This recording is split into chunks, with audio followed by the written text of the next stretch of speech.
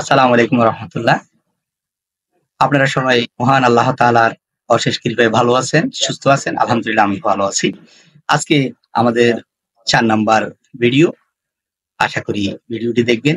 খুবই চমৎকার একটি হাদিস আজকে আপনাদেরকে শোনাবো। আশা করি আপনাদের ভালো লাগবে এবং এই হাদিসটি শুনবেন হচ্ছে নিজে আমল করার নিয়তে এবং অন্যকে প্রচার করার নিয়তে। তো দেখবেন তাহলে এটা আপনার মনের ভিতরে গেঁথে থাকবে এবং সে অনুযায়ী আমল করতে পারবে। ঠিক আছে? আমরা হাদিসটি পড়ে শোনাচ্ছি আপনাদেরকে। একটু মনোযোগ সহকারে দেখবেন, শুনবেন। হযরত আবু যার রাদিয়াল্লাহু তাআলা আনহু থেকে বর্ণিত আছে যে নবী করিম সাল্লাল্লাহু আলাইহি সাল্লাম ইরশাদ করিয়াছেন, যে ব্যক্তি লা ইলাহা ইল্লাল্লাহ বলিয়াছে অতঃপর উহার উপর মৃত্যুবরণ করিয়াছে, সে অবশ্যই জান্নাতে প্রবেশ করিবে। যে ব্যক্তি লা ইলাহা ইল্লাল্লাহ একবার পড়েছে অবশ্যই সে জান্নাতে প্রবেশ করিবে।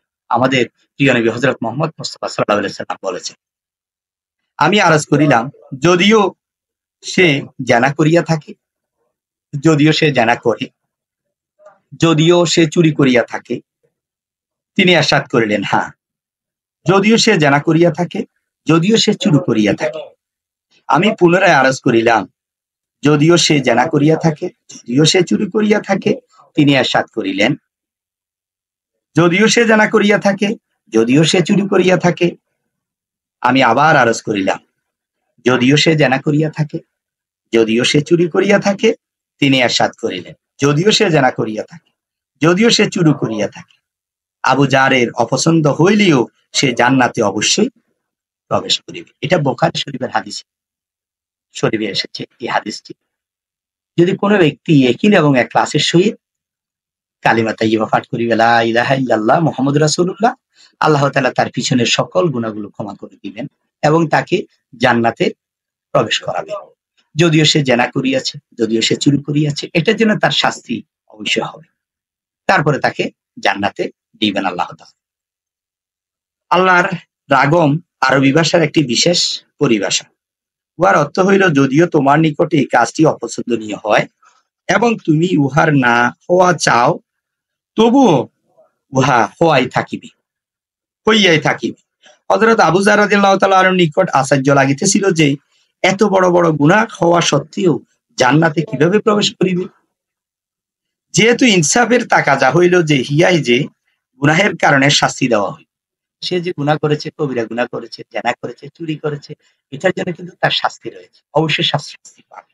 সুতরাং নবী করিম সাল্লাল্লাহু আলাইহি সাল্লাম তাহার আশ্চর্যবোধকে দূর করার জন্য বলিলেন, চাই আবু যারের যতই অপছন্দনীয় হোক না কেন, সে অবশ্যই জান্নাতে প্রবেশ করবে।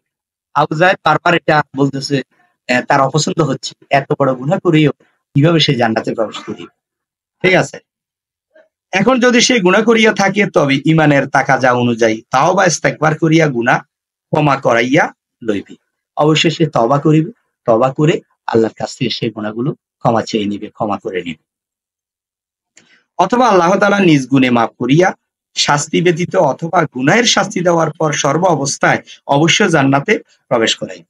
আল্লাহ তাআলা চাইলে তাকে ক্ষমা করে দিতে পারেন, বা সেই ক্ষমা চাইবে আল্লাহর কাছে, তাওবা করবে, ক্ষমা দেওয়ার পর আল্লাহ চাইলে তাকে কি করে দিতে পারে, জান্নাতে প্রবেশ করাবেন এবং নিজ গুণে তাকে ক্ষমা করে দিতে পারেন। ওলামায়ে কেরাম লিখেছেন, এই হাদিসে কালেমা লা ইলাহা ইল্লাল্লাহ বলার অর্থ পূর্ণ দ্বীন ও তাওহীদের উপর ঈমান আনয়ন করা এবং উহাকে অবলম্বন করা। এটা মারেফুল হাদিসে এই শরীফে হাদিসটি এসেছে। আমরা এই অনুযায়ী আমল করব। আমরা বেশি বেশি করে কালেমা লা ইলাহা ইল্লাল্লাহ মুহাম্মাদুর রাসূলুল্লাহ পাঠ করিব। এই কালেমা যে একবার ইয়াকিন এবং ইখলাসের সহিত পাঠ করিবে, আল্লাহ তাআলা তার পিছনের সকল গুনাহকে ক্ষমা করে দিবেন। তাহলে আমরা বেশি বেশি করে এই কালেমাটা বেশি বেশি করে পাঠ করব। সকালে ১০০ বার, বিকালে ১০০ বার, এভাবে করে প্রতিদিন আমরা আমল করব। তো আপনারা যারা এই হাদিসটি শুনেছেন, অবশ্যই সেই অনুযায়ী আমল করবেন।